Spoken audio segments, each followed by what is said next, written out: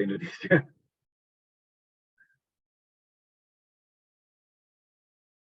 Oh, apa ya?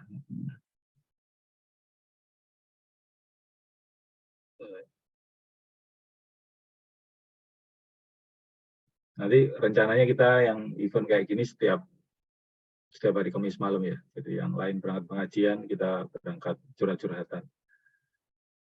Pengajian ini, bro. Kopiahmu pagian. Oh iya ya, supaya kesannya seperti pengajian. Pengajian dari Kamis. Ini kopiahnya Indomaret. Itu kan Umi Dia sudah standby juga. Iya ya, Umi Dia.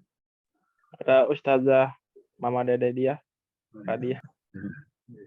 Nah ini bisa aja. Ustadz Aziz juga udah ada ini, Ustadz Aziz ini kan sudah hadir, belum buka kamera tapi ini makanya nggak kelihatan. Iya. Jadi gini, maksud dari kami membiasakan setiap hari Kamis malam itu adalah membangun budaya baik, budaya. Jadi yang paling berat memang dalam satu perusahaan itu ada yang namanya budaya membangun corporate culture, bahasa kerennya begitu. Karena budaya itulah yang kemudian mengatur yang akan kemudian membawa perusahaan ini mau dibawa kemana. Misalnya kayak kita tema-tema di mana udah kalau misalnya ada Zoom bersama, kalau memang walaupun sambil beraktivitas yang lain, sambil makan lah, sambil apa macam-macam selama auratnya tidak terbuka, wis monggo lah sama-sama ditunjukkan aktivitasnya, nggak apa-apa. Itu kan termasuk salah satu budaya. Terus kemudian budaya untuk on time dalam setiap event, jadi supaya semangatnya tetap sama. Budaya untuk berani saling curhat, saling ngobrol, saling macam-macam. Bahkan di kami pribadi pun kan dikata misalnya Anda punya, Pak, saya ini dapat tantangan nih di luar sana, mau jualan batu bata. Menurut Bapak gimana ya, tolong bantu risetkan atau apa di luar Kloris pun, mau tanya-tanya bebas lah. Mending tanya sama saya daripada tanya sama orang lain, terus nyasar ngilang nggak jelas. Seterusnya. Kemudian kami nangani perusahaan juga cukup bervariasi ya, cukup banyak dan seterusnya. Dan kami di Kloris memang spesialisasinya di offline ya, walaupun di keseharian kami juga ada bidang online ya juga. Gitu. Halo Mas Kevin hadir. Ya, Kevin hadir. Oh iya, aku tertarik sama Kevin menjual buku padaku, buku yang menarik itu. Ya Kevin, aku mau beli bukunya. Saya. Sekali lagi untuk teman-teman di Jabri WA aja Kevin, soalnya kalau via Instagram aku jarang buka. Ini teman-teman yang lain mohon berkenan untuk bisa buka kamera, kecuali yang sedang menyusui atau sedang berduaan sama selingkuhannya. Nah itu tidak apa-apa deh, tutup kamera. Nanti kemungkinannya itu yang tutup kamera ini satu sedang menyusui atau sedang sama selingkuhannya. Tidak apa-apa, sambil activity lainnya nggak harus lihat kamera, tidak apa-apa, asal sama-sama buka kamera. Nah ini Mas Kevin, akhirnya kita bisa ketemu wajah nih. Yang tak pakai contoh di sini tuh Mas Sen sama Mas Tendra ini. Kamera buka meskipun nggak lihat kamera, sambil activity yang lain nggak apa-apa. Sambil makan nggak apa-apa. Mandi pun nggak apa-apa. Kan nggak harus buka baju kan.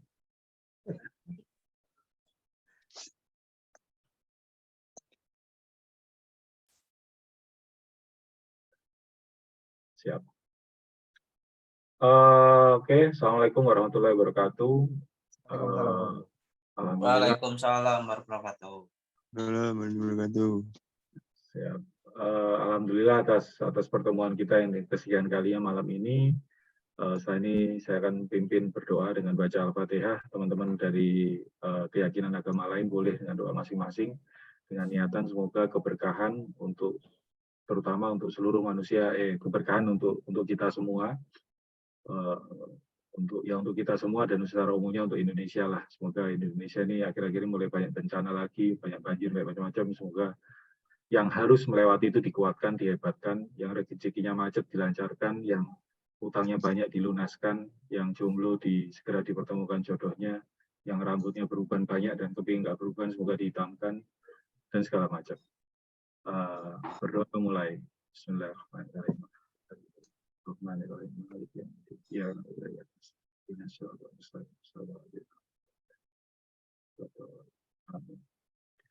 Amin amin ya rabbal alamin. Terima kasih banyak. Teman-teman teman-temanku di sini, ini kebetulan malam Kamis malam ya. Kalau Kamis malam saya panggilnya teman ya. Kalau Jumat malam panggilnya kawan. Nanti hari Sabtu panggilnya lain. Dalam bercanda. Nanti kalau misalnya keluar bahasa Jawanya, langsung protes ya. Soalnya ada keluar bahasa Jawa lupa. Kebiasaan ngomongnya bahasa Jawa. Saya translate-kan sedikit, Pak. Oh, Aman. siap. Bapak siap ditranslatekan. Oke. Pak Okto tolong ya, seperti biasa pembukaan lakukan tarian khas kita sebagai jagoan closing. Ya itulah tarian rezeki kita yang hanya 3 detik dan cukup memalukan. Oke, selanjutnya kita langsung ke materi aja.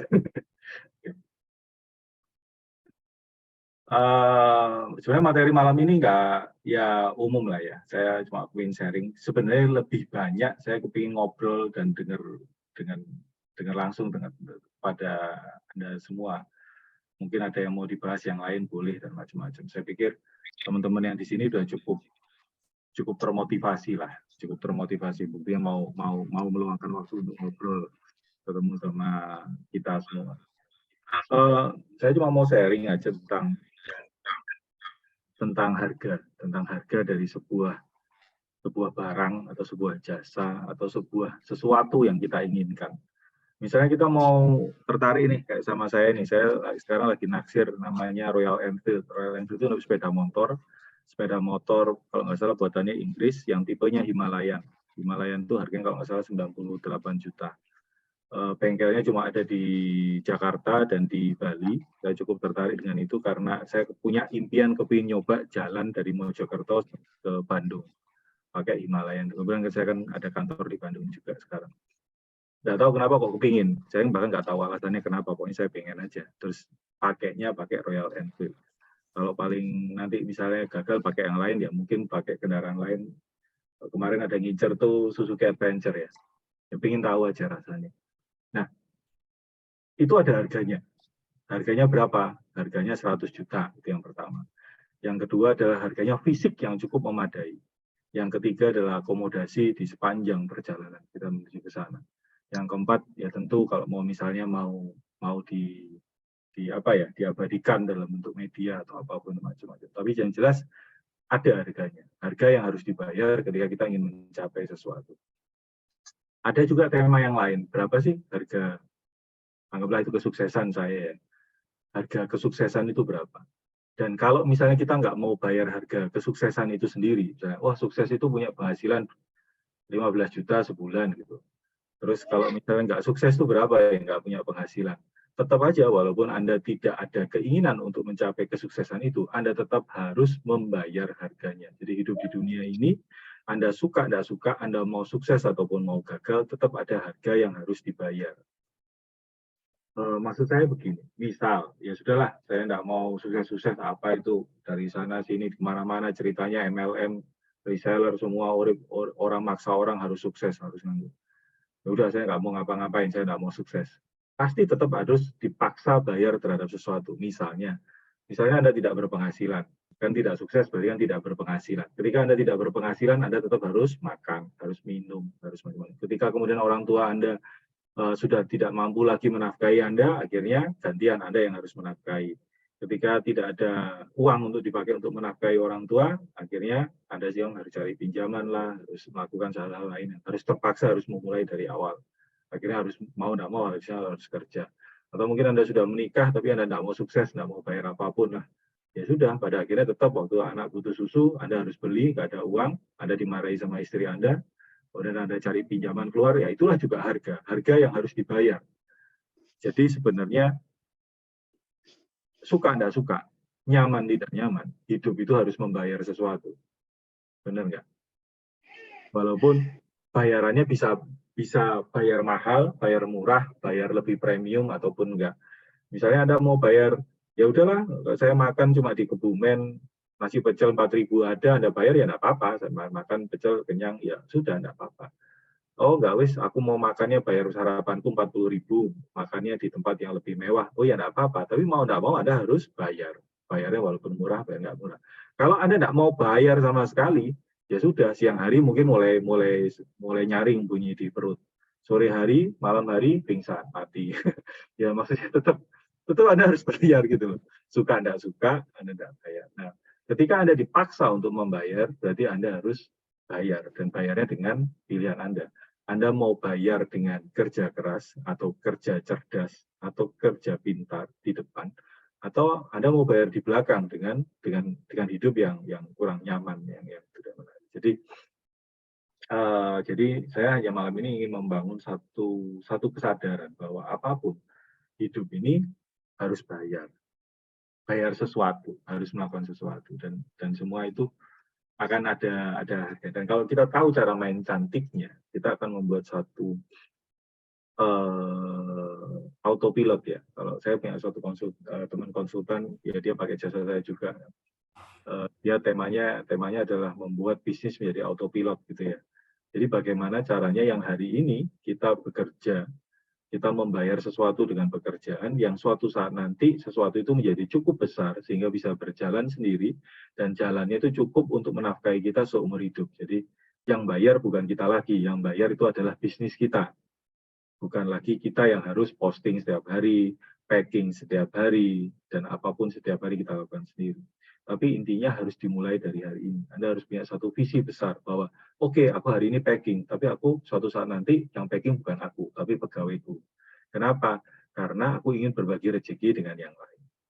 Ini tema tentang berapa harga kesuksesan yang harus dibayar.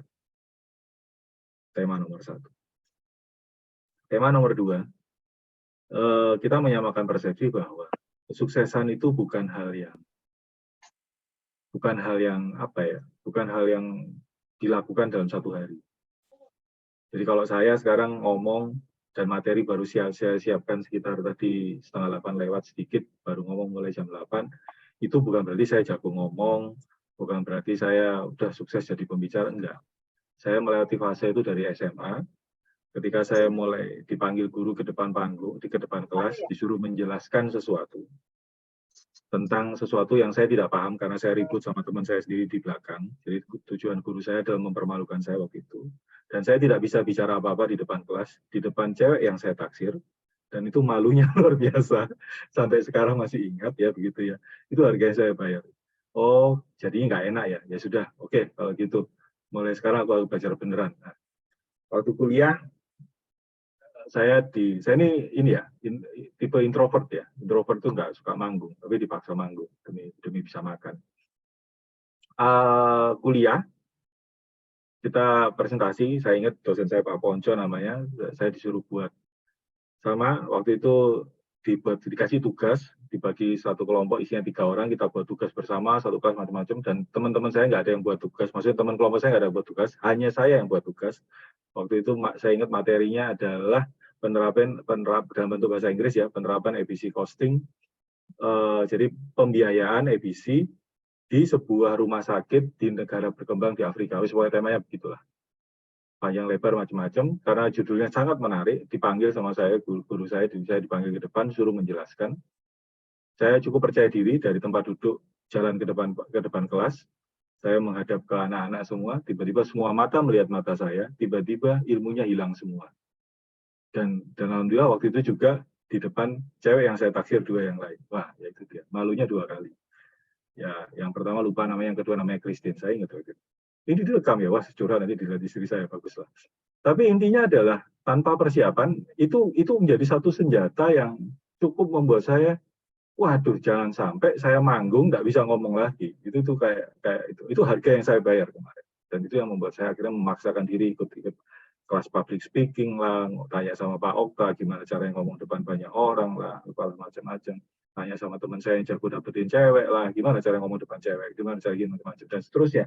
Sehingga hari ini saya manggung di depan 600 orang, mungkin juga 1.000 orang, alhamdulillah baik-baik. Saya manggung bukan di Indonesia aja, saya manggung itu juga ya di Hong Kong, di Korea saya pernah, di Thailand pernah, di beberapa negara saya pernah. Walaupun tetap bahasa Indonesia ya, bahasa Indonesia. Tapi intinya itu ada masanya, ada masanya, ada harga yang harus dibayar. Jadi kesuksesan besar itu dimulai dari hal-hal kecil yang dilakukan setiap hari. Jadi kalau misalnya Anda mau fitness, kan nggak bisa, misalnya contoh ada barbel 1 ton gitu sampai langsung angkat terus langsung jadi Arnold gitu kan enggak. ceritanya kan harus dimulai dari mungkin 3 kilo dulu, diangkat nanti jadi 4 kilo, 5 kilo, 6 kilo, dan seterusnya konsisten 2 tahun, 3 tahun, jadi itu. Jadi kesuksesan besar itu dari hal-hal kecil. Jadi, dan hampir bisa jadi sudah tidak ada lagi rahasia tentang sukses dimanapun. Kenapa? Karena Anda bisa datang ke Pak Tendra, tanya, Pak Tendra, omsetnya biar sudah segitu, gimana caranya? Atau datang ke Mas Yogi, Mas Yogi, omsetnya bisa segitu, gimana caranya? Makanya jadi ceritai, oh ya saya punya akun sekian, saya lakukan ini, lakukan ini, lakukan ini, dan bedanya adalah dilakukan atau tidak. Dan andai kata Anda tidak melakukannya, maka kembali ke poin pertama, pada akhirnya Anda akan dipaksa untuk melakukan. Untuk mencapai ke minimal sukses untuk bisa hidup lebih baik dan seterusnya. Maka itu seringkali saya pernah menanyakan sama satu grup kelasnya Pak Prasetya M. Brata. Apa resolusi tahun barunya tahun 2022 waktu itu, bukan 2023 ya, 2022. Alah Mas, kebanyakan resolusi banyak yang nggak jalan. Banyak orang tuh buat resolusi Mas, tapi setelah itu enggak. Dan ya udah, nanti bulan Februari sudah lupa. Bulan Februari tanggal 14 Valentina sudah lupa sama resolusinya. Sama, saya juga gitu. Untungnya waktu itu saya tahun 2022 itu resolusi saya jadi lebih ganteng gitu, aku bilang gitu. Jadi kalau lebih ganteng kan maknanya luas. Kalau berat badan saya turun 2 kilo kan ya itu termasuk kategori lebih ganteng kan gitu juga. Tapi kan yang berat itu yang orang-orang punya resolusi, pengen punya uang 1 juta per hari lah, 2 juta per hari lah, pengen punya Ferrari, pengen punya mobil, punya ini macam-macam jadi berat. Cuma resolusi ya kita semua menjalani, tapi merencanakan sesuatu sambil sama benar-benar dijalani itu dua hal yang berbeda. Jadi saran saya ke teman-teman di sini adalah punyailah satu rencana yang cukup mudah untuk dilakukan. Misalnya bahkan ada beberapa teman kayak siapa saya lupa namanya, cewek cantik itu, dia bilang mending saya punya satu rencana push up 1 hari sekali daripada saya punya rencana 100 kali terus habis itu saya kehilangan.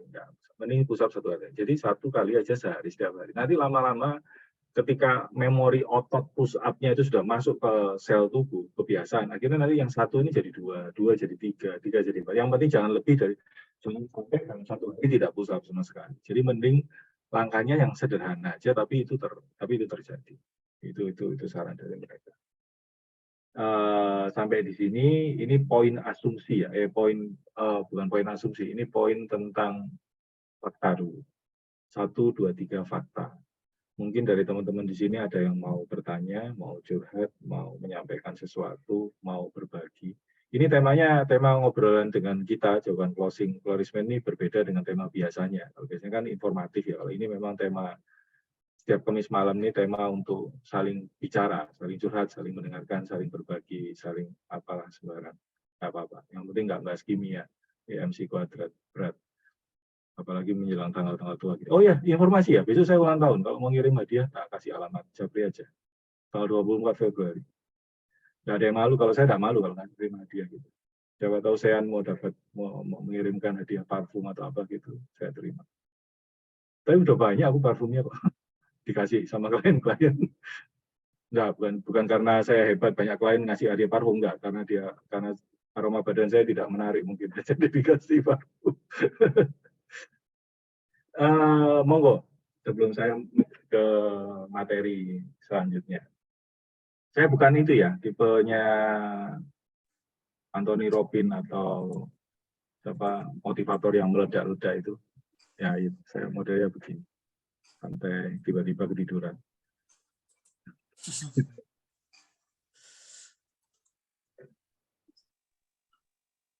Oke, saya tanya ya Pak ya. Ya, jangan berat-berat ya, tanggal tua loh ini. Tanggal tua nggak menerima pertanyaan berat. Enggak, ini enteng-enteng aja. Ini berhubungan dengan offline yang kemarin Pak. Ini kan saya sudah hampir 1 bulan ini membuka stand di area Pasar Turi Baru. Meskipun eventnya hampir 80% gagal, tapi adalah untuk bisa mengeksplor masyarakat Surabaya ini apakah mengenal produk Florisman. Ternyata dari pandangan saya dan dari evaluasi saya kebanyakan belum mengenal tentang produk Florisman ini Pak. Oh iya, Banyak yang belum tahu, Bos. Iya, Saya banyak udah yang belum survei, tahu. banyak. Ada cuman 10% yang tahu, cuman sebagian orang hanya tahu melalui live TikTok-nya pusat, Pak. Begitu. Oh ya ya. Begitu. Jadi untuk closing kemarin itu nggak sampai 10%, Pak. 5 sampai 10%-an lah ada yang closing. Kalau terus pertanyaannya adalah, Nah, pertanyaannya ini gebrakan apa, Pak, untuk kedepannya agar Florisman ini bisa dikenang secara offline? dikenal apa dikenang ya? Aku dengar kok dikenang ya. Dua-duanya, Pak, dikenal dan dikenang juga, Pak. Karena Dikenang kan kalau sudah nggak ada. dikenang kan kalau semisal udah dipakai kan, oh inilah produk Florisman yang satu-satunya terbaik di Indonesia. Ya menjual itu kan ada dua macam tuh. Kalau nggak bisa merayu ya mengancam kan gitu aja. Ngecap. Gitu. Gini ya. Ya. Kalau secara ilmu teori tentang ilmu 21 hukum pemasaran itu yang buat tuh Ulrich Jektrot itu tahun 98 kalau nggak salah bukunya. Jadi ada 21 hukum pemasaran. Dia punya asumsi dasar bahwa sebenarnya tidak ada produk yang benar-benar bagus. Karena semua produk diciptakan di pabrik. Namanya produk ciptaan pabrik ada yang bagus, ada yang mungkin cacat produk, ada apa macam-macam bisa jadi, ya toh. Dan tidak semua bilang bagus. Saya pun termasuk bukan penggemarnya Samsung. Maksudnya saya juga nggak suka Samsung. Walaupun banyak yang suka Samsung. Walaupun saya punya Samsung yang 18 jutaan. Itu pun karena dipaksa buat gaya-gayaan. Kayak tadi pasti ada pasarnya sendiri, ada pasar sendiri. Jadi yang ada itu sebenarnya produk bagus itu cuma di benaknya pikiran, di pikiran kita. Kita anggap bahwa produk itu bagus karena pikiran kita bagus gitu. Itu pun juga kadang-kadang berdasarkan pengalaman. Misalnya siapa ya di sini yang perokok ya, anggaplah merokok di Samsu. Samsu itu kan sudah beberapa kali ini saya merokok di Samsu. Banyak orang bilang Samsu itu rokok premium ya, Samsu yang itu ya, kretek macam-macam. Bahkan yang hitam itu yang ada di bungkus satu-satu ya. Tapi aku berapa kali ngerokok di Samsu, itu dapat yang sangat padat kayak kayu gitu, kayak nyedotnya susah gitu. Harus di apa gitu. Ini kalau teman-teman perokok pasti tahu. Tapi masih di pikiran saya masih Samsu yang terbaik gitu ya. Walaupun beberapa kali saya dapat nggak nyaman. Walaupun nggak nyaman masalah momentumnya atau nggak ada kopinya atau nggak ada pisang gorengnya. Tapi kadang-kadang ada banyak hal itu barang itu dianggap bagus karena memang image-nya image bagus, bukan karena benar-benar bagus. Nah, kembali ke tema mengenai, nah kemudian apa solusi yang ditawarkan oleh Ulrich sama Jektrot ini? Yang nomor satu adalah hukum menjadi yang pertama di benak seseorang. Maksudnya begini, orang akan tahu siapa yang pernah pergi ke bulan, mendaratkan kaki di bulan. Tapi orang nggak tahu siapa yang mendaratkan kaki yang orang keduanya turun di bulan. Yang mendaratkan pertama adalah Neil Armstrong. Kalau pendaki pasti ingat siapa yang pertama kali menjejakkan kaki di Himalaya. Tapi yang kedua kita nggak pernah dengar siapa namanya. Pasti akan ada orang yang paling pertama. Bahkan mungkin kalau kita pribadi kita akan selalu ingat siapa cinta pertama kita. Yang kedua mungkin agak-agak lupa. Tapi intinya siapa yang paling pertama itu kita akan masuk memori. Makanya kalau misalnya orang kemudian kepingin jadi ya itu tadi ya supaya terkenang macam-macam, jangan bilang bahwa Anda yang terbaik, tapi Anda adalah yang pertama. Misalnya contoh buat kalimat yang sekiranya Anda adalah orang yang pertama di bidang itu. Jadi satu-satunya toko skincare pria yang ada di Pasar Turi. Misalnya begitu. Jadi Anda adalah satu-satunya, the only one. Oh ya, toko pertama di Pasar Turi yang khusus jual melayani semua kebutuhan cowok jadi lebih keren, misalnya gitu. Anda yang pertama atau Anda yang satu-satunya. Gitu. Kalau misalnya Anda tidak bisa jadi yang pertama, maka Anda harus menciptakan subkategori. Subkategori itu begini, misalnya saya ini kecap nomor 1, misalnya gitu ya. Wah, kecap nomor 1 ini sudah dipegang sama orang nih bahasanya. Maka Anda harus buat subkategori. Saya ini kecap sate nomor 1. Jadi memang kecap, tapi khusus untuk sate yang nomor 1.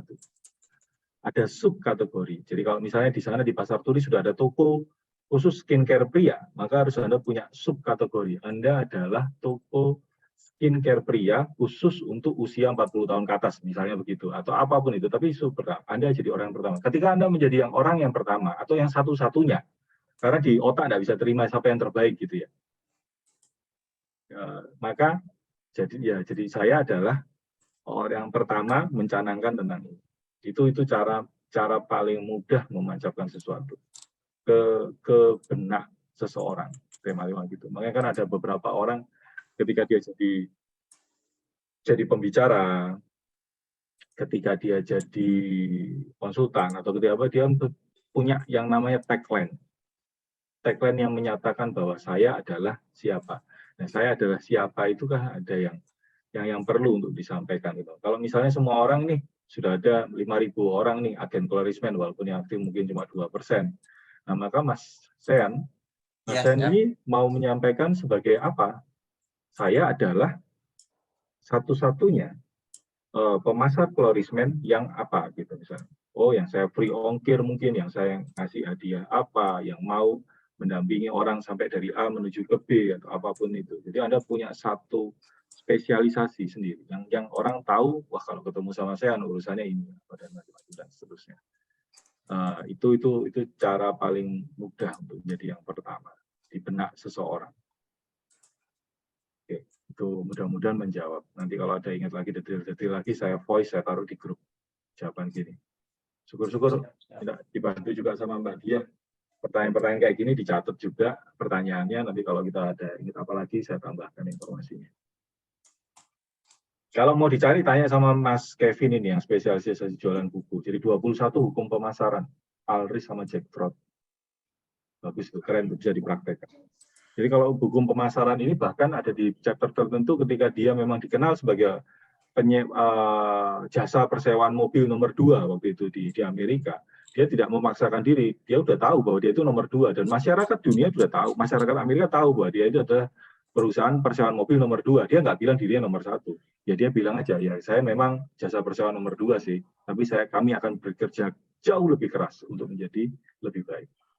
Misalnya kayak gitu. Itu dari pernyataan itu dilihat dari kondisi lingkungannya dia. Sama, Mas Sean sendiri punya competitive advantage apa. Jadi punya kelebihan apa yang nggak dipunyai sama orang lain. Dan yang kemudian misalnya gini, satu-satunya penyedia produk colorismen di Surabaya dan sekitarnya yang buka toko di misalnya gitu atau di mall atau apa gitu, itu bisa juga. Oke, itu bisa disampaikan. Oh, itu berarti maksudnya itu bisa juga untuk bahan kalau bikin konten ya, maksudnya juga gitu ya? Oh iya. Kalau konten itu kan selalu ada tema gini. Anda harus tahu dulu, Anda harus tentukan dulu siapa segmen market Anda. Jadi pertama kali waktu saya ketemu sama Mas Akbar sekian tahun yang lalu, saya tanya, Mas Akbar, sampean budget iklannya berapa? Dia sebutkan sebuah angka yang fantastis waktu itu. Di mana iklannya? Di Facebook. Lalu saya kok nggak pernah lihat Facebook iklannya colorismen. Nah, Anda kan bukan segmen market saya, gitu.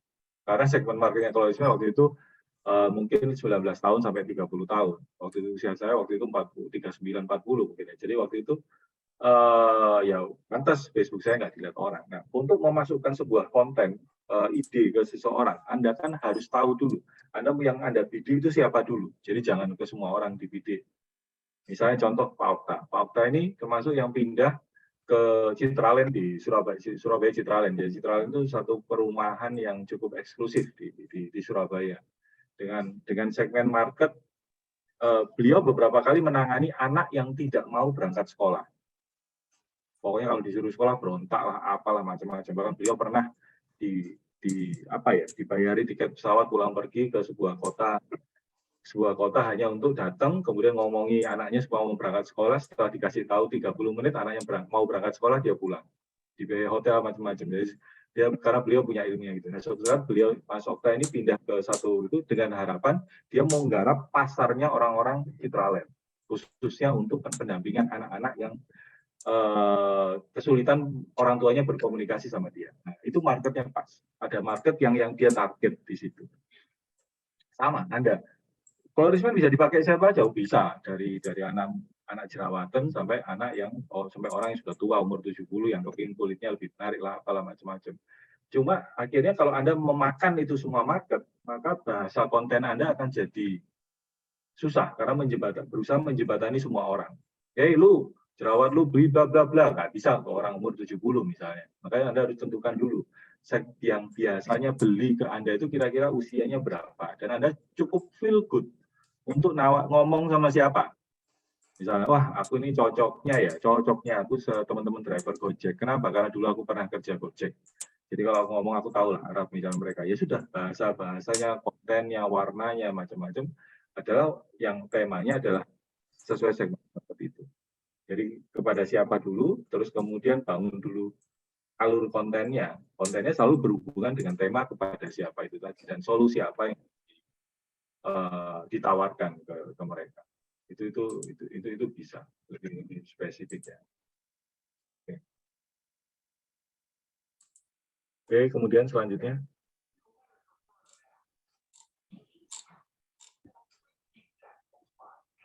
Semoga cukup menjawab Mas Sean ya. Ya, oke. Oke, kalau nggak ada lanjutan maka saya akan melanjutkan. Tadi kan bicara tentang suka nggak suka, Anda harus membayar sesuatu, kan temanya begitu. Kalau dan dibayar itu dengan kesuksesan, dan yang kedua adalah kesuksesan besar itu dimulai dari hal-hal kecil yang dilakukan setiap hari. Kalau misalnya Anda mau posting 10 postingan setiap hari, maka dalam tempo waktu 1 tahun Anda punya 3.600 sekian postingan. Ya toh. Kalau Anda mau, dan itu sekiranya pasti akan menghasilkan. Saya ini masih sering menerima pesanan produk dari hal yang saya posting tahun 2010. Saya masih terima kalau ada ketik konsultan kapal Surabaya atau konsultan kapal Jakarta, itu di situ ada nomor telepon 08133171713000 di halaman awal Google. Di halaman awal Google, walaupun saya postingnya cuma pakai Facebook sama YouTube. Itu kami walaupun nggak tiap hari dapat orderan, tapi satu kali dapat orderan konsultasi develop satu kapal gitu, nilainya luar biasa cukuplah buat foya-foya di Tunjungan Plaza Surabaya. Tapi temanya adalah saya pernah melakukan. Jadi kalau Anda pernah melakukan postingan yang nilainya bagus, yang besar dan macam-macam, itu akan ada hasilnya kalau Anda melakukan. Kalau nggak pernah ya sudah.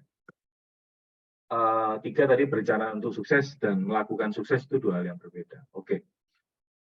Langkah pertama untuk mencapai kesuksesan, tentukan dulu sukses Anda. Seperti tadi saya kepingin salah satu dari daftar sukses saya itu saya kepingin punya yaitu Royal Enfield Himalayan 100 jutaan. Yang kedua saya kepingin punya tanah seluas 10 hektar. Mau saya wakafkan jadi kuburan. Terus ya itulah.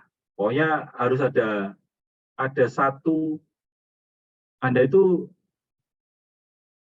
sukses itu mau bagaimana. Tentukan dulu keinginannya apa dan seterusnya. Kayak Mas Tendra ini salah satu yang sukses yang sudah pernah beliau dapatkan atau sudah pernah impian yang tercapai, salah satunya jalan-jalan bersama keluarga ke Jepang. Nah itu kan tinggal dicentang, sukses yang ini, nanti tinggal yang selanjutnya dan seterusnya. Mungkin ada teman-teman lain juga. Nah, ketika Anda sudah menentukan standar sukses, nah harus dipastikan bahwa itu adalah memang benar-benar keinginan Anda, bukan cuma sekedar ikut-ikutan tren. Biasanya kalau misalnya orang tanya, oh saya kepinginnya apa, pengen mengumrohkan orang tua. Wah kelihatannya keren ya kalau orang tua diumrohkan. Akhirnya tak ngomongnya sama, kepingin mengumrohkan orang tua. Walaupun orang tuanya sendiri ditanyai nggak kepingin umroh. Pengennya yang lain, misalnya contoh. Atau mungkin Anda sendiri juga nggak, kalau misalnya Anda punya impian sudah dinyatakan, tapi kemudian besok pagi tetap bangun kesiangan, malamnya nggak kepingin doa malam khusus untuk mencapai impian tersebut, itu kayaknya bukan benar-benar impian. Untuk nanti misalnya Anda kesulitan menggali impian Anda yang sesungguhnya, Anda bisa japri konsultasi langsung dengan Pak Oka.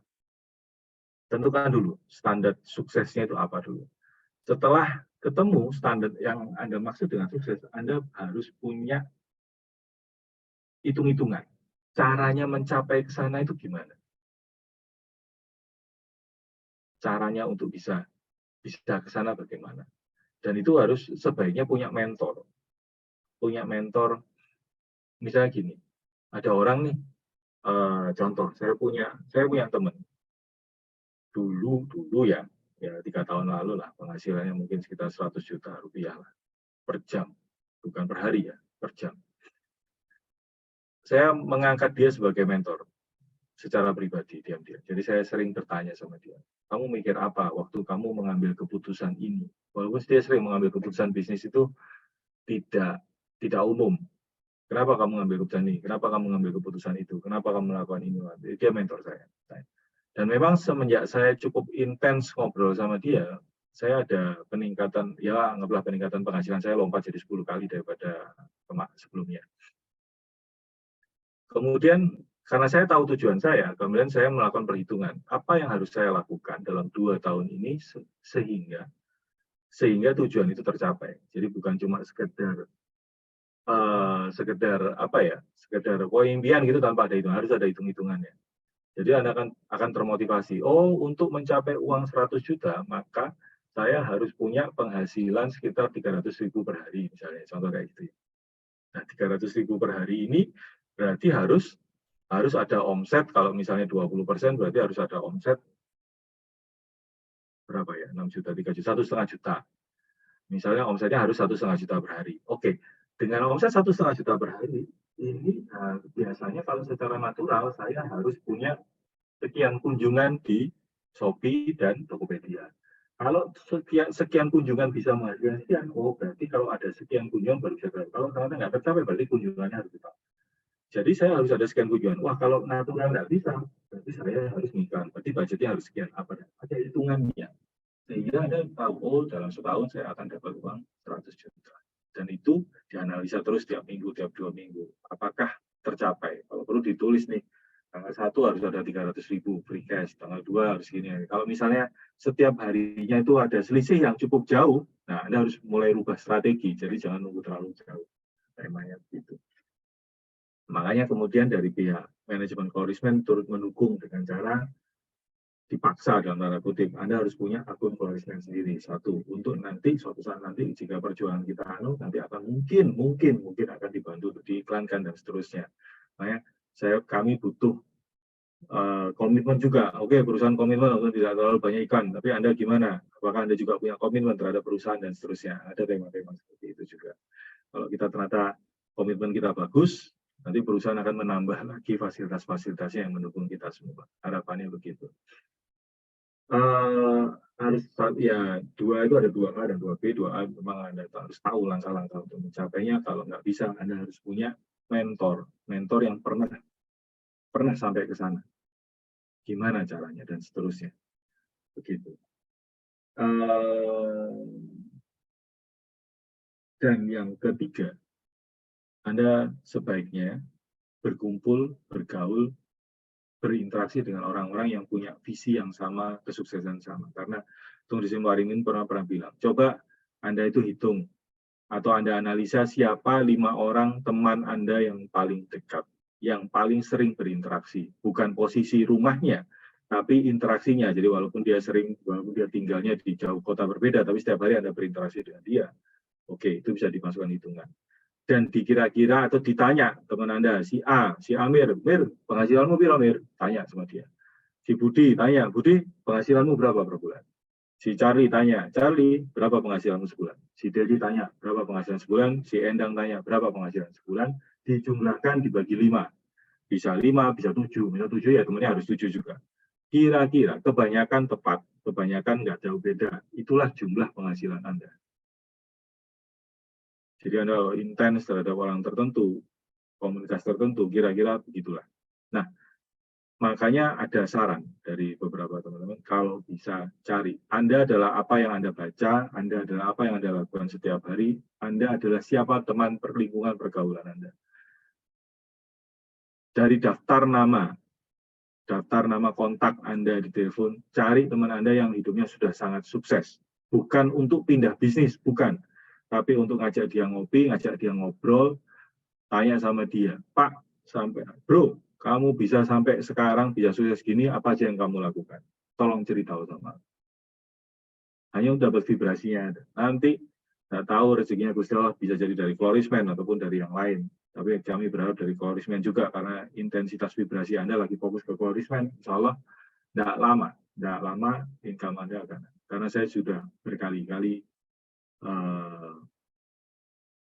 ya mendapatkan hal itu. Jadi teman saya yang punya penghasilan gede, saya datangi, saya ngobrol, saya tanya-tanya dan saya tanya sama dia, bro, gimana caranya? Bukan kayak gini, saya cuma tanya, supaya punya dapat uang 100 juta dari kamu, aku kira-kira harus ngapain? Ya udah langsung dikasih kerjaan. Kalau cuma itu misalnya saya tanya sama bro, saya Pak Okta, supaya aku dikasih uang 1 miliar sama kamu harus ngapain? Mendoakan aku supaya dapat 10 miliar, begitu paling caranya. Ya kurang lebih. Tapi intinya adalah pertanyaan yang tepat ketika diajukan kepada orang yang tepat. Insya Allah interaksi kita akan membuat kita bisa. Coba kalau nggak percaya coba dibuktikan dalam 2 minggu ke depan, dicek nomor teleponnya, kenalannya, lihat yang paling hidupnya bahagia dulu, sukses, kemudian ajak ngopi, ajak ngobrol, ajak macam-macam. Satu kali pertama pasti Anda akan menemukan satu paradigma, satu feel good, satu pemikiran, satu hal lain yang oh iya ya ternyata begini. Walaupun sebenarnya kadang-kadang apa yang disampaikan oleh orang sukses itu mungkin Anda pernah dengar sebelumnya, tapi beda sekali. Akan sangat berbeda sekali. Feel-nya, energinya, semangatnya, dan seterusnya. Jadi, tips untuk saya malam ini, langkah pertama, tentukan dulu, sukses Anda itu apa? Harus jelas, harus clear, harus ada angkanya. Angka itu untuk memotivasi, agar bisa diukur. Bukan Anda materi, tapi agar bisa diukur. Jangan buat sukses supaya dicintai oleh semua orang. Ngukurnya susah. Tapi kalau misalnya ada, ya supaya saya punya tanah 10 kali 10 meter, mau dibangun ini, harganya sekian, ada angkanya, ada warnanya, ada ukurannya, ada desainnya, kalau perlu cari arsitek, desain duluan, dan macam-macam, ada kejelasan. Baru setelah itu, Anda harus hitung bagaimana cara Anda mencapainya. Langkah-langkah suksesnya. Kalau nggak bisa, cari mentor. Pak, aku punya impian, kepingin punya uang 1 miliar dari bisnis ini. Kira-kira apa yang harus saya lakukan? Bla, bla, bla, dan seterusnya. Langkah ketiga, berkumpullah dengan orang-orang yang mendukung kesuksesan Anda. Jadi jangan, aduh, kamu bro sekarang main kok di Shopee itu loh, sudah semua orang iklan lah, inilah itu. Bosmu masih suka main diskon-diskonan, susah kan hidupmu kan? Ketemu orang kayak gitu, Anda akhirnya mau kerja nggak gitu? Mungkin harus. Jadi cari ketemu orang-orang yang mendukung kesuksesan. Berinteraksi dengan siapa, apapun bisnisnya. Kalau perlu datang itu, Sidoarjo datangi. Pak Sean, kenapa kok sampean berani buka toko di Pasar Turi? Bisa gitu, tanya. Contohnya begitu. Nah, dijawab langsung sama beliau. Monggo Pak Sean, kenapa kok berani buka di Pasar Turi? Kok enggak karena saya juga kan ingin mengeksplor offline secara offline. Jadi online kan udah begitu ada jalannya, tapi menurut saya sebagai offline ini juga pondasi dari penjualan, Pak, sebelum di online begitu. Menurut saya pribadi. Ya, aku mendukung pendapatmu itu. Ya, terus dan mumpung ada event dari Pasar Turi yang juga murah, jadi sekalian lah meranjak ke offline di Pasar Turi baru gitu. Siap. Ya itu contohnya. Anda bisa konsultasi dengan siapapun. Dan konsultasi tidak perlu kalau bisa memang dengan orang yang sekiranya sepak terjangnya Anda kagumi atau Anda nggak tahu cara gimana dia bisa ke sana. Saya tadi berbicara tentang ada orang punya penghasilan 100 juta per jam. Saya nggak bilang per hari ya, per jam. Saya nggak bilang per bulan. Itu maksudnya untuk meledakkan isi otak Anda semua bahwa dunia itu sangat luas, sangat besar kapasitasnya. Turah-turah, rezeki itu turah-turah. Wis contoh ya, Anda misalnya lagi berdiri di sini di jalan raya. Di jalan raya di sini lagi jalan nyetir. Di depan ada Avanza, misalnya ya. Di sebelah kanan ada Expander. Di sebelah kanan ada Innova, misalnya. Sudut kanan depan atas. Di belakang Anda persis mungkin ada Suzuki SL7. Ya, di sebelah belakang saya Anda mungkin juga ada mobil lain, misalnya Fortuner atau apa yang tahunnya. Anggaplah itu 250 juta semua ya, 250 juta, 500 juta, 750, mundur semua ke belakangnya, 1 miliar 250. Berarti jarak hanya radius 3 meter di sekitar Anda, belum yang sebelah kiri, itu sudah ada aset senilai 1,5 miliar lebih. Kekayaan itu tidak jauh banyak. Kekayaan itu dekat, sangat dekat dengan Anda. Selisih yang membedakan hanya hak milik. Itu hak miliknya orang. Tinggal bagaimana caranya supaya hak milik itu menjadi hak milik Anda. Nah, supaya bisa menjadi hak milik Anda cuma tinggal belajar gimana ilmunya. Tentunya dengan hak milik yang baik ya, bukan dirampok orang yang bukan. Tapi gimana sebenarnya? Tapi sebenarnya kekayaan itu nggak jauh.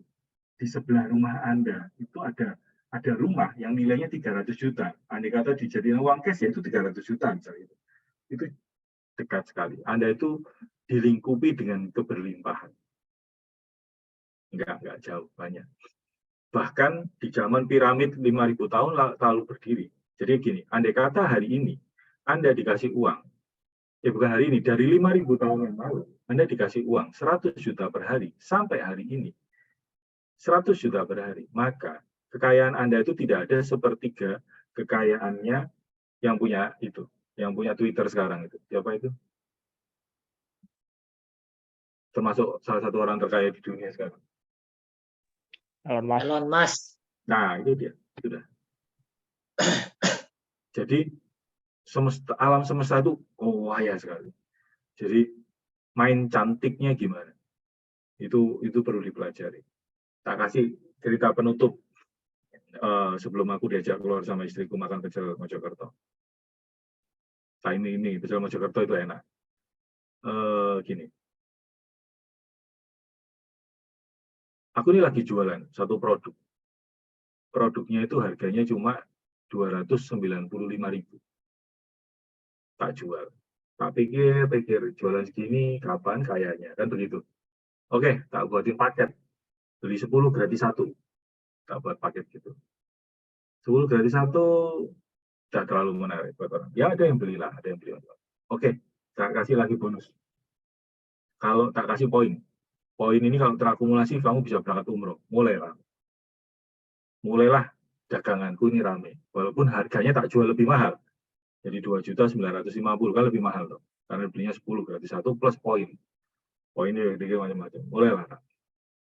Terus sudah. Apakah berhenti di situ? Enggak. Inovasinya yang berkembang. Sorry ya, ini penting. Sampai nggak sampai kepikiran, tapi ini menarik. Kami dibayar sama Pak Okta, dibayar bicara sama orang 1 kali bicara 2 jam, dibayar 15 juta, sama saya kasih kesampaian ilmunya malam ini gratis. Itu nggak ada yang saya rahasiakan, ilmunya sama. Ya, jadi ini menarik. Kemudian saya buatin satu, wah gimana caranya? Oh ini harus main di kolamnya orang. Jangan cuma bangun kolam saya sendiri. Akhirnya saya coba cari relasi saya yang punya jaringan bisnis yang sudah cukup gede. Saya ketemu sama jaringan yang dia punya jaringannya dia sudah 7.000 orang. 7.000 toko jaringan dia. Terus aku bilang sama dia, bro, jaringanmu itu orang-orangmu itu nggak ingin tambah penghasilan. Aku ada barang bagus. Modelnya begini, aku cerita gini. Wah, tapi hargamu terlalu mahal. Gak apa-apa, tak buatin paket yang khusus barang. Dan ini dipromosikan ke jaringan tersebut. Intinya adalah bisnis modelnya. Kalau produknya bisa sama. Sorry ya, kalau cuma ayam goreng, lebih enak ayam gorengnya buatannya mamaku ataupun istriku ketimbang KFC ataupun McD.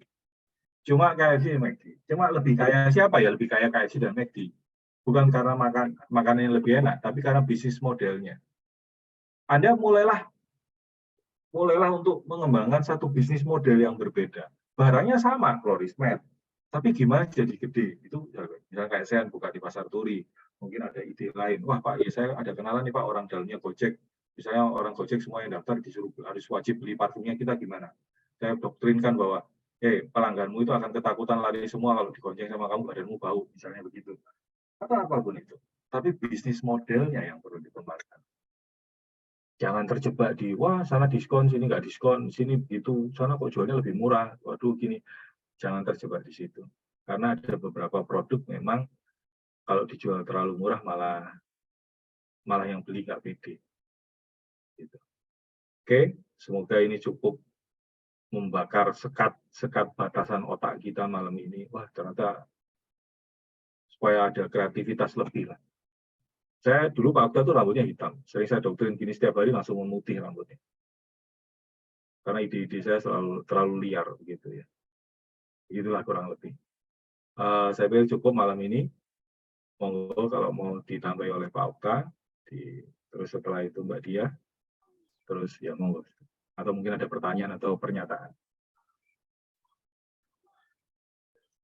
Teman-teman ada yang mau nambahin, mumpung Pak Yohannya belum berangkat makan pecel? Pecel Mojokerto, bro. Kalimatnya harus lengkap. Beda. Oh, harus lengkap. Pecel Mojokerto. Beda. Ini hadiah ulang tahun Bu malam ini. Yaitu sindiran hadiah ulang tahun. Itu nyindir teman-teman di sini, siapa tahu ada yang ingat besok ya. Bercanda ya, jangan dibikin serius ya. Kita tahu sendiri orang timur ya begini. Ya.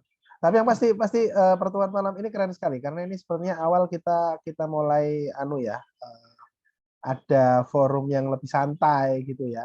Jadi nggak usah terlalu serius, santai saja tapi daging semua begitu kan. Dan pasti Mas Johan dan teman-teman ini kan untuk juga menyambut 1 Maret juga bagaimana sehingga apa yang diceritakan Mas Johan tadi itu bisa jadi bekal kita untuk menyambut peluang yang di 1 Maret nanti. Gitu Mas Johan ya. Siap. Oke. Jika nggak ada mungkin gini deh. Jika ada ini mungkin tadi Mas Johan sudah banyak ide ya, banyak share ide. Kadang-kadang orang itu kan ada tipe-tipe orang yang mengendap. Jadi pas diajak ngomong ini enggak ada ide untuk ditanyakan. Tapi misalnya orang yang tipe mengendap itu nanti acaranya selesai, itu baru baru kepikiran gitu. Boleh share di grup atau japri Mas Yohan gitu aja Mas Yohan ya. Boleh tanya di grup lebih enak ya. Jadi yang lain juga bisa tahu ya. Saya kalau japri nanti tak suruh bayar kan gitu. Nanti ilmunya kan didengar dia aja kan sama yang lain kan eman. Maksudnya gitu bercandaannya. Yang lain juga terinspirasi. Oke. Ada lagi teman-teman sebelum nanti saya kembalikan ke Mbak Dia. Ke jalan yang benar ya. Oke, Mbak Dia gimana yang dirawat itu anaknya tetangga atau anaknya siapa itu yang diramut? Ponakan. Oh, ponakan. Ponakan. Oh ya. Kapan rencananya untuk memiliki sendiri begitu ya? Ini Masih kalimat. lama, doain aku hari Sabtu aku sidang proposal. Mau punya anak harus mengajukan proposal dulu? Bukan, kan berproses dulu. Proses apa hubungannya coba? Kan lulus kuliah dulu. Loh, orang ini kan harus lulus kuliah, ini aturan dari mana? Nggak boleh. Nggak mau. Oh, nggak mau. Atau disuruh ayah begitu ya? Oh, disuruh ayah di belakangnya, wah ini yang mempengaruhi anak saya. Nah, begitu. Ya. Usahakan lulus ya, bukan lolos ya. Lulus dong, doain ya teman-teman semua. Kalau lolos itu C, kalau lulus itu beda. Oke, Mbak Dia silakan. Oke. Teman-teman seller semua ada juga nih, ada teman-teman distributor yang sudah menyempatkan waktunya. Tadi mungkin ada beberapa seller yang sudah bertanya.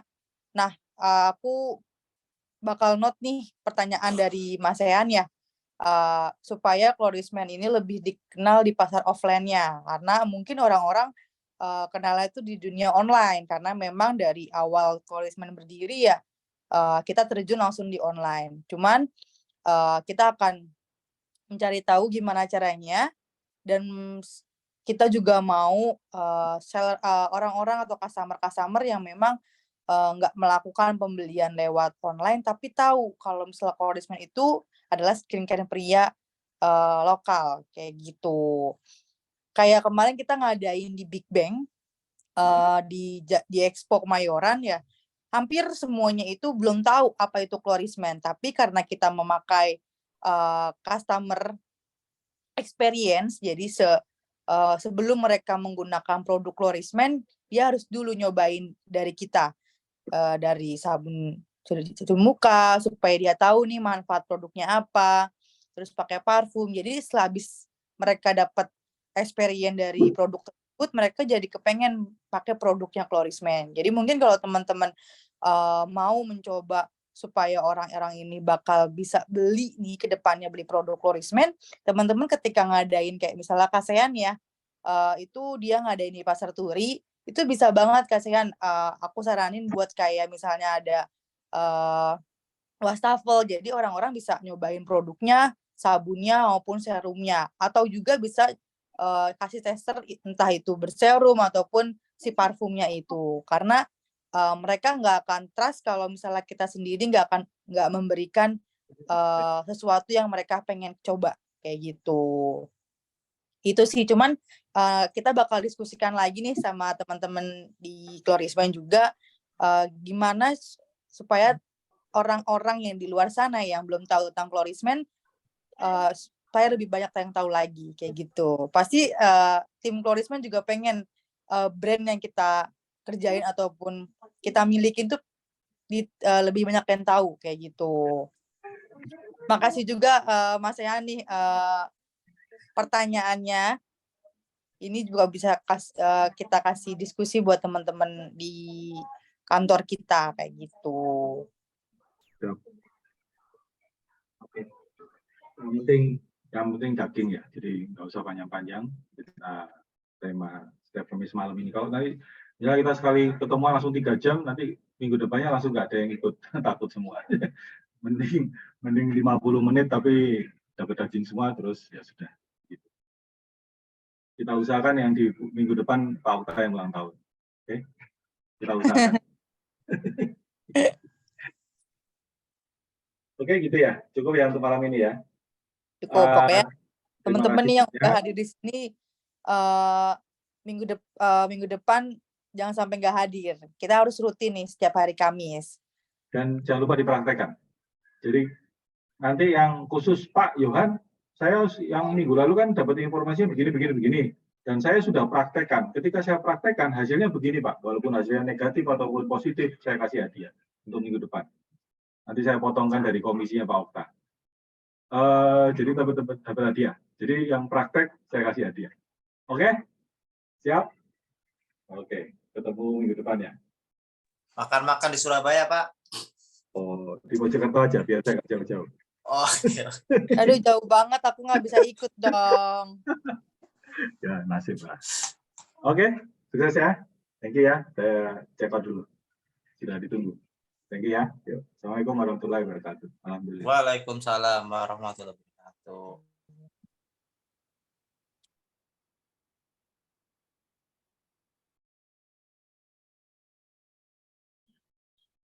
Oke. Bye-bye teman-teman.